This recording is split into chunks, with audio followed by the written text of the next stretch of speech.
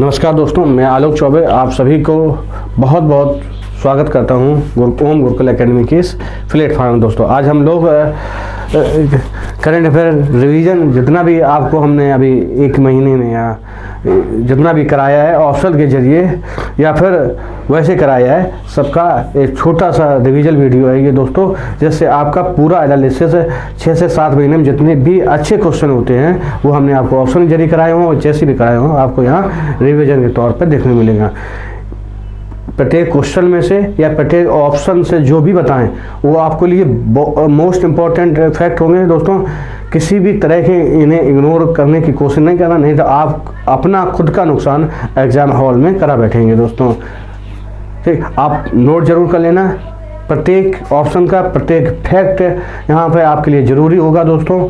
और आज संडे का दिन है, आप लोग छुट्टी का नहीं होता है ओम गुरुकुल एकेडमी के अगर छात्र हैं तो, वैसे आपको छुट्टी ज़्यादातर लोगों की रहती होगी, लेकिन अगर आप ओम गुरुकुल गए तो वहाँ भी 8 घंटा आपको पढ़ने मिलेगा। इसलिए आज ये एक्स्ट्रा डोज है आपके लिए, करंट अफेयर का रिवीजन कर लीजिए एक ठीक छोटा सा रिवीजन वीडियो। चलते हैं पहले क्वेश्चन के साथ। देखो दोस्तों, पहला क्वेश्चन इसमें आपको देखने को मिलेगा, हाल ही में किस राज्य सरकार द्वारा जनजातियों पर आधारित एक विश्व कोश जारी किया गया। ऐसा विश्व कोश जिसमें जनजातियों की पूरी जानकारी होगी। ठीक दोस्तों, किस सरकार ने, ओडिशा सरकार ने या उत्तर प्रदेश सरकार ने या मध्य प्रदेश सरकार ने या केरल सरकार ने। आपको अगर थोड़ा भी कॉमन सेंस लगाएंगे इसमें तो आप बता सकते हैं कि कौन प्रदेश जनजातियों वाले प्रदेश है इसमें। तो उत्तर प्रदेश तो हो नहीं सकता, या मध्य प्रदेश में थोड़ा मध्य प्रदेश हो सकता है आप। ठीक दोस्तों, ऐसे आप कोशिश क्या करिए कि इस तरह से सॉल्व हो जाए क्वेश्चन। आप तभी सॉल्व कर पाए जब आप पढ़े होंगे उस चीज़ के बारे में। इसलिए अभी हाल में ऐसे दोस्तों जो जनजातियों पर विश्व कोश है ये उड़ीसा सरकार ने जारी किया है दोस्तों। ठीक दोस्तों, इसमें जनजातियों का पूरा ब्यौरा होगा इस कोर्स में। दूसरी बात, उड़ीसा में अभी हाल ही में चर्चा में है क्योंकि वहाँ से 13 से 29 जनवरी तक 15वां पुरुष विश्व हॉकी कप का आयोजन किया जा रहा है। कल उसमें भारत ने अपनी पहली जीत दर्ज की स्पेन के ऊपर। ठीक, 2 शहरों की आपको कल के वीडियो में, शनिवार के वीडियो में आपको हमने उसके ऊपर अच्छा जो जरूरी फैक्ट बताए थे। लेकिन उड़ीसा किस लिए चर्चा में है कि अभी वहाँ पे 15वां विश्व पुरुष हॉकी मैच का विश्व कप का आयोजन हो रहा है। ठीक दोस्तों, इसका आंसर हो जाएगा ए। लेकिन उत्तर प्रदेश या मध्य प्रदेश या केरल, इनके बारे में थोड़ा एक एक फैक्ट देखते चलिए दोस्तों। ये फैक्ट जैसे उत्तर प्रदेश है, उत्तर प्रदेश को अभी हाल ही में दोस्तों आयुष्मान उत्कृष्ट पुरस्कार के तौर पे नवाजा गया है। कौन से? आयुष्मान उत्कृष्टता पुरस्कार 2022 के लिए मिला है। कौन सा? आयुष्मान उत्कृष्टता पुरस्कार किसके लिए मिला है? 2022 के लिए मिला है। किसे? उत्तर प्रदेश सरकार को। अब देखते हैं सी ऑप्शन। सी ऑप्शन को मतलब मध्य प्रदेश को जो 68वां राष्ट्रीय फिल्म महोत्सव था, कौन सा? 68वां राष्ट्रीय फिल्म महोत्सव। ठीक, आप लोग कमेंट करें कि 68वां राष्ट्रीय फिल्म महोत्सव जो है आयोजन किस शहर में किया जा रहा है। ठीक, महोत्सव में एक पुरस्कार भी वितरण हुए थे। कौन से पुरस्कार? यहाँ पे पुरस्कार कर लेना, महोत्सव जगह राष्ट्रीय फिल्म पुरस्कार 68, उसमें मोस्ट फ्रेंडली राज्य का दर्जा दिया गया है कि फिल्मों के लिए कौन सा? मोस्ट फ्रेंडली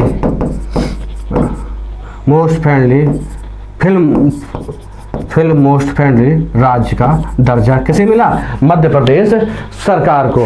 मध्य प्रदेश वैसे तो दोस्तों बहुत चर्चा में है, जैसे प्रवासी भारतीय सम्मेलन के लिए चर्चा में है, या फिर वहाँ पे अभी खेलो इंडिया यूथ गेम्स का भी आयोजन होने वाला है। कहाँ पे? मध्य प्रदेश में। कई सम्मेलन भी मध्य प्रदेश होने वाले हैं, इसलिए जब भी मौका लगेगा मध्य प्रदेश बारे में बताते हुए चलेंगे। ठीक दोस्तों, अब बात करते हैं केरल। केरल का एक पल्लम पारा एक पंचायत है। कौन सी? पल्लम पारा एक पंचायत है। कहाँ की? केरल राज्य की है। ये ऐसी पंचायत है जहाँ पर 100% डिजिटल साक्षरता वाली पहली पंचायत है भारत की, मतलब भारत की पहली पंचायत जिसमें 100% डिजिटल साक्षरता पा लिया है। ठीक, कितना 100% बनने वाली पहली पंचायत कौन सी है? केरल की पल्लमपारा पंचायत। ये क्वेश्चन बहुत ही इंपॉर्टेंट फैक्ट है आपके। इस क्वेश्चन में हमने 5-6 क्वेश्चन आपको 4 तो करा ही दिए। एक उड़ीसा विश्व कप, ये जनजातियों पर आधारित एक विश्व कोश वाला, उत्तर प्रदेश, मध्य प्रदेश और केरल। ठीक दोस्तों, इसका आंसर क्या हो जाएगा?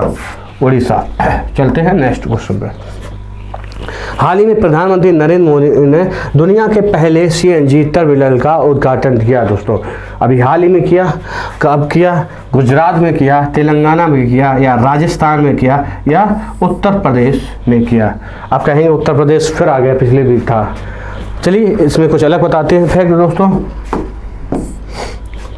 गुजरात, देखो अभी हाल ही में प्रधानमंत्री नरेंद्र मोदी ने इसका उद्घाटन किया, सीएनजी टर्मिनल का। किसका? दुनिया के पहले सीएनजी टर्मिनल है, इसलिए बहुत इंपॉर्टेंट। ये कहाँ पे? गुजरात के भावनगर में। अभी हाल ही में जो गुजरात में विधानसभा चुनाव संपन्न हुए हैं, मुख्यमंत्री भूपेंद्र बघेल दोबारा वहाँ के मुख्यमंत्री बने हैं दोस्तों। ठीक दोस्तों, गुजरात भावनगर में। बात करते तेलंगाना दोस्तों। आपको तेलंगाना में अभी हाल ही में एक सर्वेक्षण हुआ है, स्वच्छ सर्वेक्षण करके। ठीक दोस्तों, कहाँ पे हुआ था? स्वच्छ सर्वेक्षण ग्रामीण है, स्वच्छ सर्वेक्षण ग्रामीण। उसकी बात करें तो स्वच्छ सर्वेक्षण ग्रामीण 2022 में शीर्ष स्थान हासिल करने वाला है। कौन सा राज्य था? तेलंगाना। ये शहरी नहीं, क्या अगर इसमें ग्रामीण शब्द लिखा है तब कौन सा शीर्ष हो जाएगा? तेलंगाना हो गया था। वैसे मध्य प्रदेश रहेगा। तेलंगाना के बाद दोस्तों हरियाणा के बाद कौन सा राज्य जाएगा? देखो तेलंगाना, हरियाणा, आप लोग कमेंट जरूर करें दोस्तों। कौन सा आएगा? तमिलनाडु। अगर स्वच्छ सर्वेक्षण ग्रामीण 2022 की बात करें तो हरियाणा शीर्ष, तेलंगाना शीर्ष पे है। तेलंगाना के बाद हरियाणा, और हरियाणा के बाद तमिलनाडु। नोट कर लें, आपको शीर्ष याद रहना चाहिए। शीर्ष का तीन तो न्यूनतम याद रहने चाहिए, नहीं ज़्यादा रहने चाहिए। अब बात करें राजस्थान। राजस्थान के जैसलमेर में दोस्तों, कहाँ पे? जैसलमेर में अडानी एनर्जी ग्रुप द्वारा, ठीक, अडानी की कंपनी द्वारा एक पवन सौर संयंत्र का लगाया जा रहा है। ठीक, वो सबसे बड़ा पवन सौर संयंत्र कहाँ पे है? राजस्थान के जैसलमेर में। किसके द्वारा लगाया जा रहा है दोस्तों? अडानी ग्रुप के द्वारा। बात करते हैं उत्तर प्रदेश। हाल ही में उत्तर प्रदेश में कब से? 2 से 4 नवंबर तक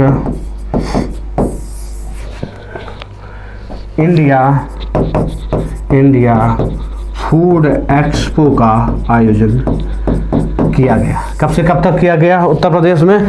2 से 4 नवंबर दोस्तों इंडिया फूड एक्सपो का आयोजन किया गया। जितने भी है इंपॉर्टेंट डाटा आपके लिए काम का है दोस्तों। चलते हैं गुजरात में। क्या क्या देखा कि सीएनजी टर्मिनल का उद्घाटन दुनिया के पहले भावनगर में किया गया, भावनगर गुजरात में।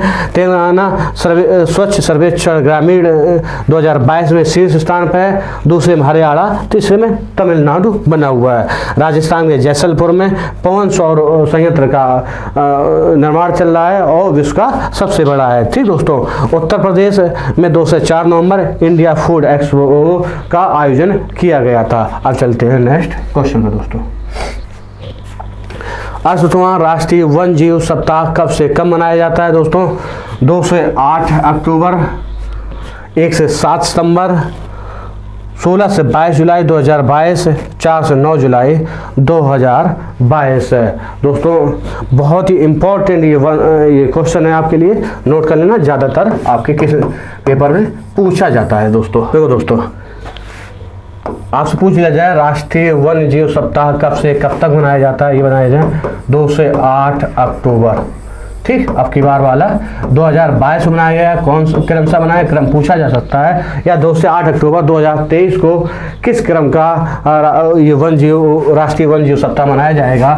अभी 2022 को 68वें क्रम का मनाया गया, लेकिन अगर 2023 की बात करें तो इसके 69वां हो जाएगा। ठीक दोस्तों, हर साल प्रत्येक साल इसका क्रम बदल जाएगा। ठीक है, अब बात करें बी ऑप्शन, 1 से 7 सितंबर 2022 को राष्ट्रीय पोषण सप्ताह दिवस के रूप में मनाते हैं। किसके रूप में, राष्ट्रीय पोषण सप्ताह, राष्ट्रीय पोषण सप्ताह।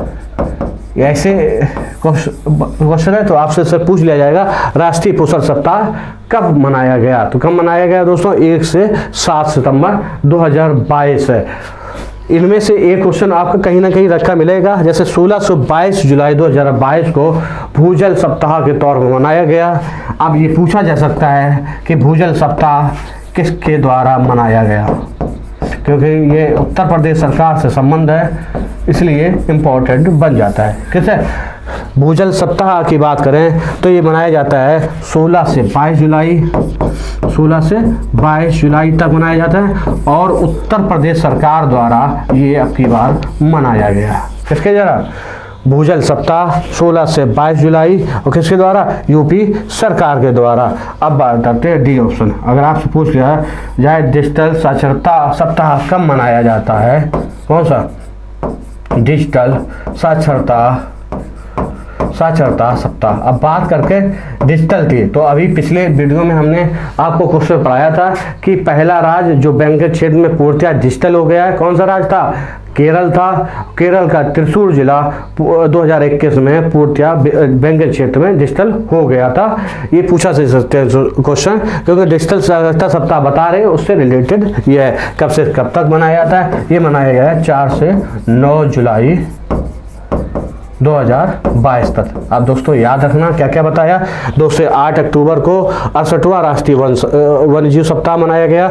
1 से 7 सितंबर को राष्ट्रीय पोषण सप्ताह के तौर मनाया गया। 16 से 22 जुलाई 2022 को भूजल सप्ताह यूपी सरकार द्वारा मनाया गया, और 4 से 9 जुलाई 2022 को डिजिटल साक्षरता सप्ताह के तौर पर मनाया। ठीक दोस्तों, इसका आंसर क्या हो गया, ए। चलते हैं नेक्स्ट क्वेश्चन। हाल ही में 2024 ग्रीष्मकालीन ओलंपिक के आधिकारिक नारे गेम्स वाइड ओपन पूछा जा सकता है दोस्तों, बहुत ही इंपॉर्टेंट है आप लोगों के लिए। ठीक दोस्तों, का अनावरण किया गया जो आयोजित किया जाएगा। अभी हमने कल के वीडियो में जो आपने देखा होगा, ठीक, उसमें भी हमने इसके बारे में कुछ ना कुछ बताया, तो आज फिर रिवीजन हो जाएगा हम लोगों का। देखो, गेम्स वाइड ओपन किस ग्रीष्मकालीन खेलों के लिए जो 2024 में आयोजित होंगे, तो 2024 में कौन से होंगे, 33वें क्रम के। हमने कल के वीडियो में आपको क्या बताया था, आप लोग जरूर कमेंट करें, पहले कमेंट कर लीजिए 2 मिनट। कौन से, ये 33वें ग्रीष्मकालीन ओलंपिक खेलों का आयोजन पेरिस फ्रांस किया जाएगा। कहाँ किया जाएगा, पेरिस में किया जाएगा, जो फ्रांस में पड़ता है। कौन से, 33। उसी के लिए आधिकारिक नारा को है, आपसे ऐसे भी पूछा जा सकता है कि 33वें ग्रीष्मकालीन ओलंपिक खेलों का जहां जिसका आयोजन पेरिस फ्रांस होगा, उसके आधिकारिक नारा क्या है, तो कौन सा है, games wide open, games wide open. ठीक दोस्तों, अब देखते हैं, हाँ बात करते हैं पेरिस फ्रांस की, तो सिर्फ फ्रांस की बात कर रहे हैं। तो अभी हाल में 2023 में इसी वर्ष रग्बी पुरुष विश्व कप का भी आयोजन होगा, कहाँ पे, फ्रांस में। नोट कर लेना दोस्तों। बात करके लॉस एंजेलिस अमेरिका की बात करें तो यहाँ पे 34वां ग्रीष्मकालीन खेलों का आयोजन होगा। कब होगा, 2028 में। ठीक, 2028 में। और बात करें अमेरिका में पहली बार 9वां T20 विश्व कप का आयोजन भी किया जाएगा। कब दोस्तों किया जाएगा, ये दोस्तों किया जा रहा है 2000 नहीं दोस्तों, 2026 नहीं किया जाए, किसका, 9वां T20 पुरुष किसका किया जाएगा, 9वां T20 पुरुष विश्व कप का ये किया जाएगा 2024 में।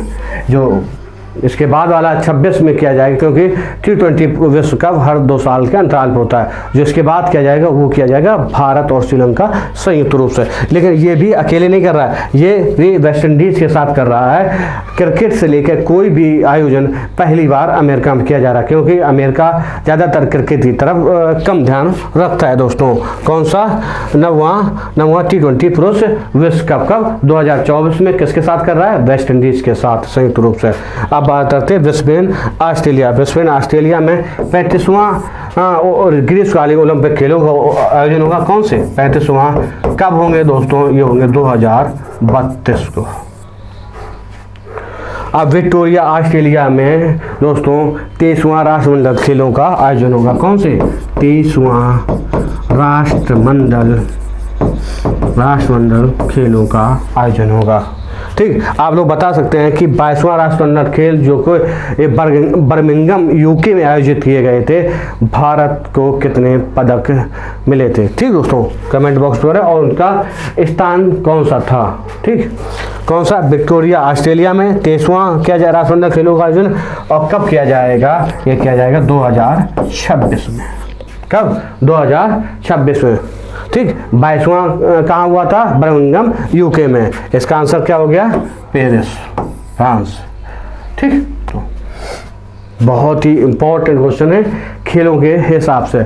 आपका जो 4 ग्रैंड स्लैम होते हैं उसमें कोई ना कोई क्वेश्चन पूछे जा सकते हैं, हम लोग गलती कर बैठते हैं, इसलिए ये क्वेश्चन यहाँ पर हमने आपके सामने रखा है, जिससे आपको अच्छे से रिवीजन हो जाए। बहुत ही इंपॉर्टेंट क्वेश्चन है दोस्तों। ये क्या लिखा है निम्नलिखित में किस पुरुष एकल में फ्रेंच ओपन 2022 का खिताब अपने नाम में? आपको क्या बताना है कि फ्रेंच ओपन के पुरुष एकल में किसने खिताब अपने नाम किया था दोस्तों? राफेल नडाल, नोवाक जोकोविच, कार्लोस अल्कराज या निक कर्गियोस ने? देखो, राफेल नडाल ने इन 4 में से जो 4 Australia open, French open, Wimbledon और यूएस ओपन 4 होते हैं, इनमें 2 का खिताब अपने नाम किया। किसने? राफेल नडाल में। देखो, राफेल नडाल में ने बात करें कहाँ के खिलाड़ी, पूछा जाता है जितने भी खिलाड़ी हैं इसे, इनका संबंधित देश बहुत ही इंपॉर्टेंट होता है दोस्तों। कहाँ के हैं ये दोस्तों? स्पेन के खिलाड़ी हैं। क्या? Rafael Nadal. इन्होंने फ्रेंच ओपन 2022 के पुरुष एकल में, बात अभी पुरुष एकल कर रहे हैं, किसे हराया इनको? कैस्पर नहीं दोस्तों, इन्होंने हराया है किसे? डेनियल मेडवेडेव को। बात करें, देखो बात करते हैं फ्रेंच ओपन, इन्होंने कैसे? कैस्पर रूड को हराया, जो कि कहाँ के संबंधित थे? नॉर्वे के थे। देखो, इन्होंने फ्रेंच ओपन 2022 में कैस्पर रूड को हराया, जो नॉर्वे के संबंध है। इन्होंने ऑस्ट्रेलियन ओपन में किसमें? इन्होंने 2 खिताब जीते हैं, याद रखना, नोट कर लेना कहीं। ऑस्ट्रेलियन ओपन 2022 में ये कहाँ खिलाड़ी हैं? स्पेन के। इन्होंने डेनियल मेडवेडेव को हराकर ये खिताब अपने नाम किया। कौन का? ऑस्ट्रेलिया ओपन का। ये डेनियल मेडवेडेव कहाँ के, किस देश से संबंधित है? ये रूस के खिलाड़ी हैं। आपको सिर्फ इतना ही पता, देखो किसने जीता, किसे हराया, वो खिलाड़ी किस देश से संबंध रखता है, इतना। अब बात करते हैं नोवाक जोकोविच की। किसकी? नोवाक जोकोविच ने दोस्तों अभी हाल ही में किसमें, इसमें विंबलडन ओपन में 2022 में, ये कहाँ के खिलाड़ी अगर आपसे पूछ लिया जाए? नोवाक जोकोविच सर्बिया के खिलाड़ी हैं दोस्तों। कहाँ के खिलाड़ी हैं? सर्बिया के खिलाड़ी हैं दोस्तों। इन्होंने किसे हराया? इन्होंने भी दोस्तों किसे हराया? कैस्पर रूड को हराया। कैस्पर रूड को हराया, ठीक, जो कि नॉर्वे। अब बात करते हैं कार्लोस अल्कराज। इन्होंने यूएस ओपन 2022 का खिताब अपने नाम किया। कौन सा? कैसे हरा कर किया? कार्लोस अल्कराज की अगर बात करें तो ये भी दोस्तों स्पेन के खिलाड़ी। कहाँ के दोस्तों? स्पेन। इन्होंने ऑस्ट्रेलिया के खिलाड़ी निक कर्गियोस को हराया। कहाँ के खिलाड़ी है ये? ऑस्ट्रेलिया के। चारों चीज़ें हो गई कि कि ऑस्ट्रेलिया ओपन किसने जीता? ऑस्ट्रेलिया। और फ्रेंच ओपन 2 राफेल नडाल ने जीता। राफेल नडाल का संबंध किससे? स्पेन का है। फ्रेंच ओपन में इन्होंने कैस्पर रूड नॉर्वे को हराया। ऑस्ट्रेलिया ओपन में इन्होंने रूस के खिलाड़ी डैनियल मेडवेडेव को हराया। और नोवाक जोकोविच की बात करें तो विंबलडन 2022 उन्होंने जीता, सर्बिया खिलाड़ी हैं, इन्होंने भी कैस्पर रूड को हराया। और कार्लोस अल्काराज की बात करें तो इन्होंने यूएस ओपन का खिताब अपने नाम किया, किसे हराकर? निक किर्गियोस को हराकर जीता। और किस देश के खिलाड़ी हैं? ये ऑस्ट्रेलिया से संबंध रखते हैं। ठीक, इसका आंसर क्या हो गया? Rafael Nadal. अगर दोस्तों महिला की बात करें, महिला एकल में तो ऑस्ट्रेलियन ओपन एशले बार्टी ने जीता था दोस्तों। उसके बाद फ्रेंच ओपन और यूएस ओपन इगा स्वियातेक ने जीता थे, जो कि पोलैंड के खिलाड़ी हैं। एशले बार्टी ऑस्ट्रेलिया खिलाड़ी थी, उन्होंने ऑस्ट्रेलिया ओपन जीता था। उसके बाद संन्यास की घोषणा कर दी थी दोस्तों। किसने? नोट कर लेना, एशले बार्टी ने, जो कि ऑस्ट्रेलिया खिलाड़ी हैं दोस्तों, उन्होंने ऑस्ट्रेलिया ओपन अपने नाम किया था। उसके बाद उन्होंने संन्यास बोला। उसके बाद फ्रेंच ओपन और यूएस ओपन इगा स्वियातेक ने जीता, जो कि पोलैंड के खिलाड़ी हैं। उसके बाद एक काजाकिस्तान के खिलाड़ी हैं, कहाँ के दोस्तों? कजाकिस्तान के खिलाड़ी हैं। क्या नाम उनका है दोस्तों? एलेना रिबकाना। ठीक, एलेना रिबकाना नाम है, कजाकिस्तान के खिलाड़ी हैं। उन्होंने विंबलडन 2022 अपने नाम किया था। चारों हो गए, महिला एकल हो गई, पुरुष एकल हो गई। उनके देश किस देश से संबंधित हैं? पुरुष एकल में तो हमने किसे हराया वो भी बता दिया। ठीक दोस्तों, चलते हैं नेक्स्ट क्वेश्चन पर। स्वच्छ सर्वेक्षण रिपोर्ट 2022 में सबसे स्वच्छ शहर घोषित किया गया है इंदौर एमपी, शिवमोगा कर्नाटक, हरिद्वार उत्तराखंड या देवलाली महाराष्ट्र। बहुत ही इंपॉर्टेंट क्वेश्चन है आपके सभी के लिए। अभी हमने पिछले क्वेश्चन में क्या ऑप्शन बताया, जब तेलंगाना, हरियाणा और तमिलनाडु बताया था कि स्वच्छ सर्वेक्षण ग्रामीण की बात की थी। ठीक, अब बात करते हैं स्वच्छ सर्वेक्षण रिपोर्ट 2022, वो भी शहरी, क्योंकि शहर पूछा है तो शहर के हिसाब से लगातार 6वीं बार ये शीर्ष स्थान पर बना हुआ, आप लोगों को पता होगा। ठीक है, कहाँ पे? अभी हाल ही में यहाँ 8 से 10 जनवरी प्रवासी भारतीय सम्मेलन का आयोजन भी किया गया था, जिस प्रवासी भारतीय सम्मेलन के मुख्य अतिथि गुयाना के राष्ट्रपति मोहम्मद इरफान अली हैं। ठीक दोस्तों, कहाँ पे? लगातार 6वीं बार दोस्तों, 6वीं बार इंदौर शहर शीर्ष स्थान प्राप्त किसे? इंदौर एमपी में। और आपसे पूछ लिया जाए, कभी कभार पूछ लिया जाता है टॉप 3 नाम बता, क्या बताएंगे? तो इंदौर के बाद सूरत गुजरात कर लेना दोस्तों। ठीक, उसके बाद नवी मुंबई कर लेना। ठीक है, सूरत गुजरात पड़ता है, नवी मुंबई महाराष्ट्र पड़ता है। ठीक दोस्तों, किसमें? और बात इसमें की जाए किस हिसाब से की जाएगी कि सबसे प्रमुख स्वच्छ शहर कौन सा? इंदौर, सूरत और नवी मुंबई। अब बी ऑप्शन लिखा है शिवमोगा कर्नाटक की बात। शिवमोगा कर्नाटक सबसे ज़्यादा फास्टेस्ट मूविंग के तौर पर ये उभरा है। ठीक, क्या कैसे कहें, कैसे पूछा जा सकता है दोस्तों? ये क्वेश्चन आपसे पूछा सकता है, फास्टेस्ट मूवर सिटी। स्वच्छ सर्वेक्षण 2022 की रिपोर्ट में सबसे ज़्यादा फास्टेस्ट मूवर सिटी, सबसे ज़्यादा ग्रो कर रही जो सफाई के मामले में, को किसे मिला? ये मिला है शिवमोगी कर्नाटक को। अब बात करते हैं हरिद्वार उत्तराखंड की। अगर बात करें कि सबसे स्वच्छ और गंगा शहर घोषित किया गया है, मतलब गंगा किनारे वालों को अलग से एक अवार्ड मिलता है, सम्मान मिलता है, उसे गंगा शहर घोषित किया जाता है। तो अब की बार गंगा शहर किसे घोषित किया गया है? इनमें भी 2 कैटेगरी हैं, आप लोग इसलिए उसे नोट कर लेना क्योंकि एक उत्तर प्रदेश से संबंधित है दोस्तों, कि 1 लाख से अधिक की आबादी वाला पूछ लिया जाए कि 1 लाख से अधिक आबादी वाला गंगा शहर बताइए जो स्वच्छ सर्वेक्षण 2022 में स्थान दिया, उसका बताएंगे हरिद्वार उत्तराखंड। इससे पहले भी हरिद्वार उत्तराखंड आ चुका है, लेकिन इस बार भी इसे घोषित किया गया है, किसे? हरिद्वार उत्तराखंड। 1 लाख से अधिक आबादी, याद रखें, अगर आपसे 1 लाख से कम आबादी वाले शहरों में गंगा शहर का नाम पूछ ले स्वच्छ सर्वेक्षण 2022 के साथ, तो बिजनौर उत्तर प्रदेश आएगा। ठीक दोस्तों, ये 1 लाख से कम के लिए आएगा, नोट कर लेना दोस्तों, 1 लाख से कम के लिए आएगा कौन? हरिद्वार उत्तराखंड। अब इधर लिखा है देवलाली महाराष्ट्र। देवलाली में सबसे स्वच्छ छावनी बोर्ड इसे घोषित किया गया है, किसे?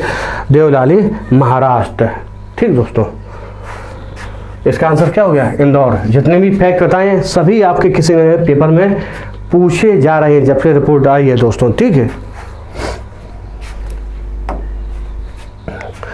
FSSAI द्वारा जून 2022 में राज्य खाद्य सुरक्षा सूचकांक का चौथा संस्करण जारी किया गया में शीर्ष स्थान मिला। दोस्तों ये भी क्वेश्चन आपके लिए बहुत इंपॉर्टेंट है, ठीक दोस्तों। अब FSSAI मतलब फसाई द्वारा, फसाई मतलब खाद्य सुरक्षा एवं मानक प्राधिकरण, इसका अगर हिंदी में नाम लिया है, उसके द्वारा राज्य खाद्य सुरक्षा सूचकांक का चौथा संस्करण जारी किया गया। किसमें? जून में। ये संस्करण केंद्रीय स्वास्थ्य एवं परिवार कल्याण मंत्री मनसुख मांडविया ने जारी किया था। क्योंकि पूछे जाते हैं ऐसे जो रैंक या सूचकांक जारी होते हैं, किसके द्वारा जारी किए गए, किसके द्वारा? ये केंद्रीय स्वास्थ्य एवं परिवार कल्याण मंत्री मनसुख मांडविया द्वारा जारी किए गए। इसमें अगर बड़े राज्य, इसमें कितने 3 तरह बांटे गए, बड़े राज्य, छोटे राज्य और केंद्र शासित प्रदेश के तौर बांटे गए। तो देखते हैं बड़े राज्य की अगर बात करें, किसकी? बड़े राज्य, ठीक। बड़े राज्य में तमिलनाडु के बाद गुजरात पड़ता है, ठीक। गुजरात के बाद महाराष्ट्र पड़ता है। क्या पड़ता है?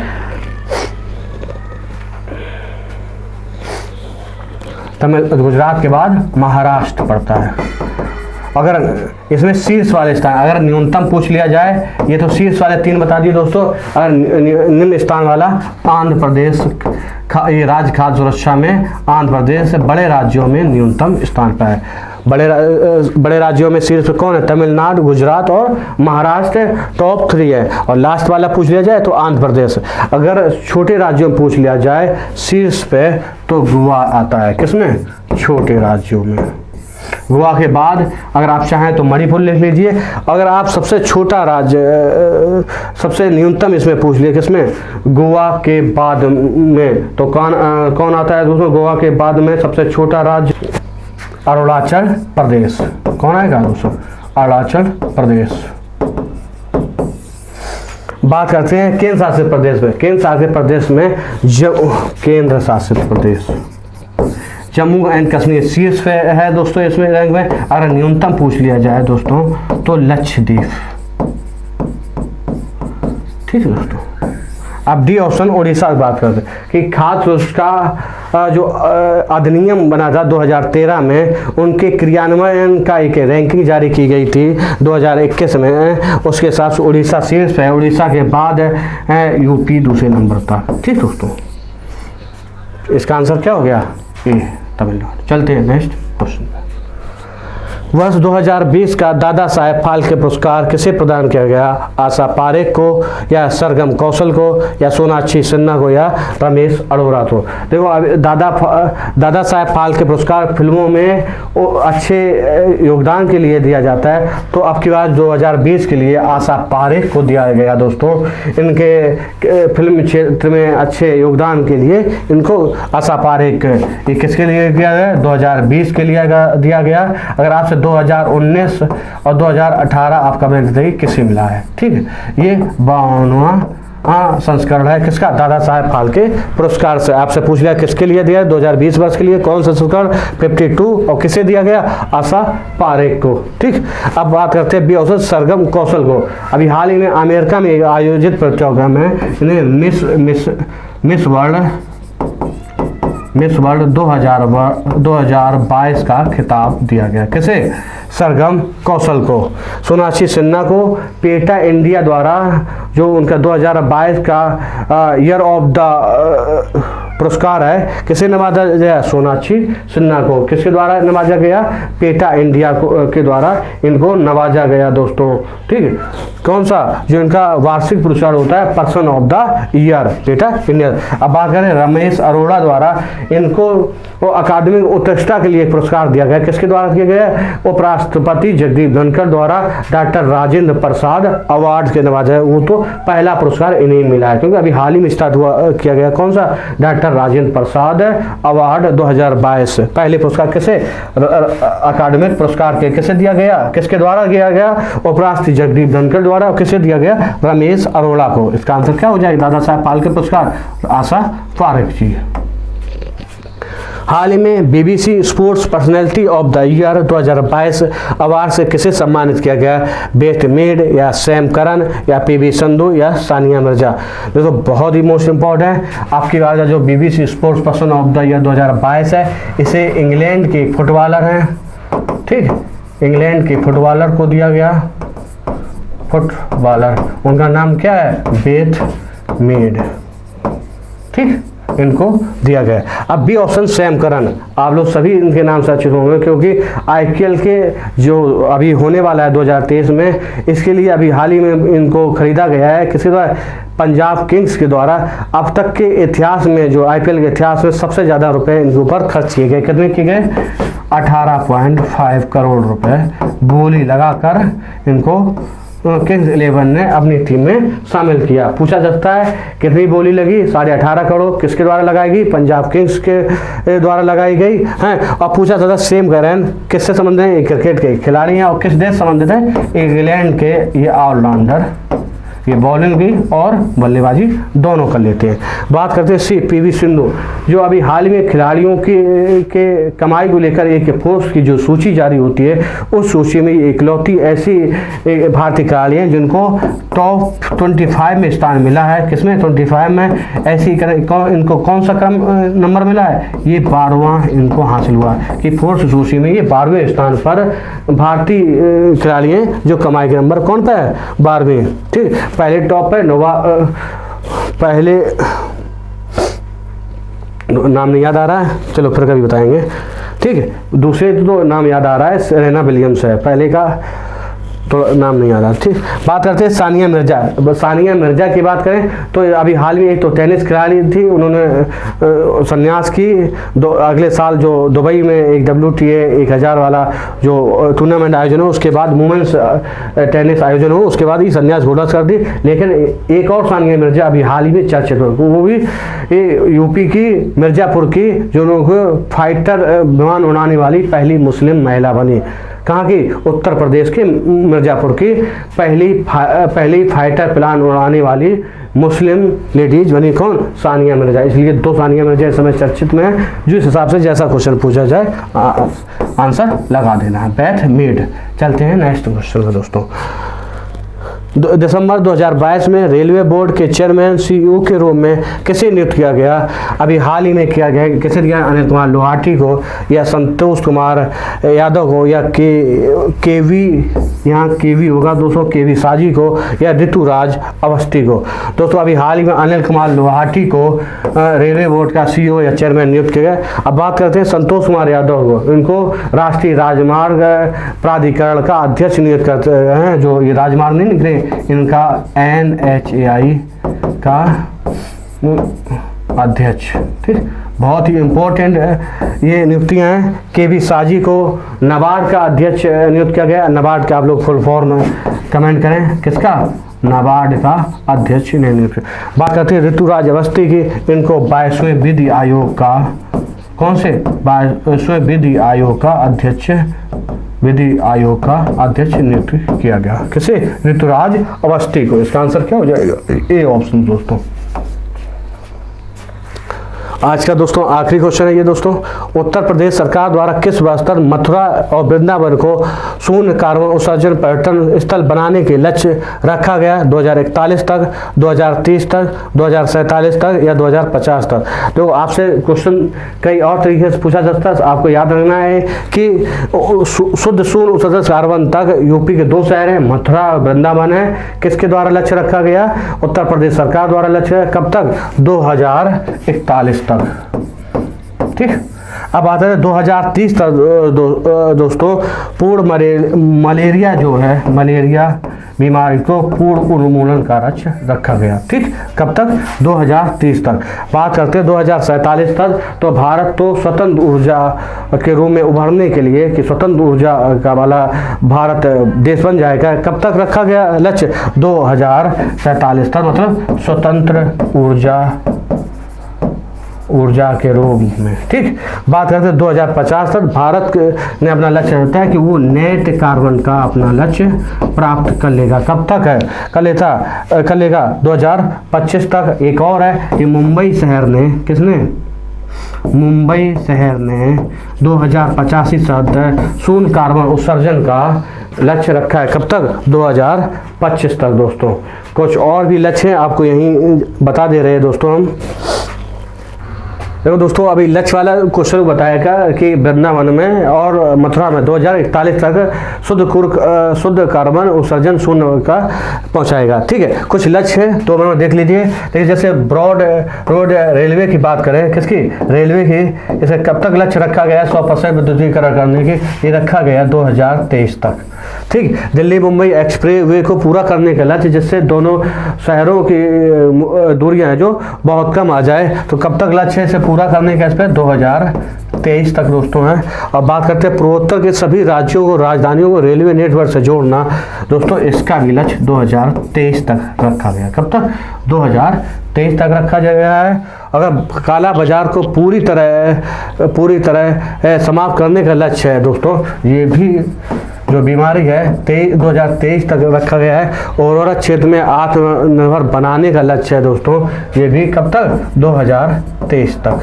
अब बात करते हैं कृषि में शून्य डीजल उपयोग को, नवीनीकरण ऊर्जा के इस्तेमाल का जो लक्ष्य है कि हम खेती में डीजल या इन सब का उपयोग कम करेंगे और जो सौर ऊर्जा से प्राप्त या नवीनीकरण जो भी तरीका है उस ऊर्जा का प्रयोग ज़्यादा करें। कब तक लक्ष्य? 2024 तक दोस्तों। विश्व डिजिटल रेडियो लॉन्च करने का लक्ष्य कब तक रखा है? ये भी 2024 तक रखा है दोस्तों। और सबके लिए आवास मुहैया कराना, ये लक्ष्य पहले 2022 तक था दोस्तों, लेकिन अब इसे बढ़ाकर कब तक कर दिया? 2024 तक। सड़क दुर्घटनाओं में होने वाली मौतों को 50% तक कम करने का लक्ष्य ये रखा है 2024 तक। अभी हाल ही में एक रिपोर्ट जारी की है परिवहन मंत्रालय द्वारा। ठीक है, उसमें सड़क परिवहन मंत्रालय द्वारा जिसके मंत्री नितिन गडकरी, उन्होंने बताया है कि 2019 की तुलना में 2021 में जो घायल होते थे, रोड पे एक्सीडेंट होते थे, उनमें कमी आई है। कितने % की कमी आई दोस्तों? जो दुर्घटनाएं होती है, दुर्घटना में 8.1% की कमी आए। अगर इसी दुर्घटनाओं में जो लोग घायल हो जाते हैं उनमें जो कमी आए वो 14.1% की कमी आए। लेकिन इन्हीं जो घायल हो जाते हैं इन्हीं में मृत्यु दर में वृद्धि हुई है। याद रखना, घटनाओं में कमी आई, एक्सीडेंट कम हुए हैं। कितने? 8.1% कम हुए हैं। और उसमें घायल जो हुए उनमें भी कमी आई 14% एक में, क्योंकि कोविड के दौरान जो लॉकडाउन लगा रहा उसका असर साफ दिखता है। लेकिन मृत्यु दर बढ़ी है। कितनी बढ़ी है मृत्यु दर इन घायलों? 1.9% दोस्तों। ठीक दोस्तों, चलते हैं आज तक का जो भी रिवीजन क्लास थी करंट अफेयर की। आपको जितनी बेहतरीन रिवीजन करा सकते हैं, दे सकते हैं, उतनी देने की कोशिश की है। आप लोग वीडियो को लाइक शेयर जरूर किया करिए दोस्तों, अपने दोस्तों में भेजा करिए। पढ़ते रहिए। धन्यवाद दोस्तों।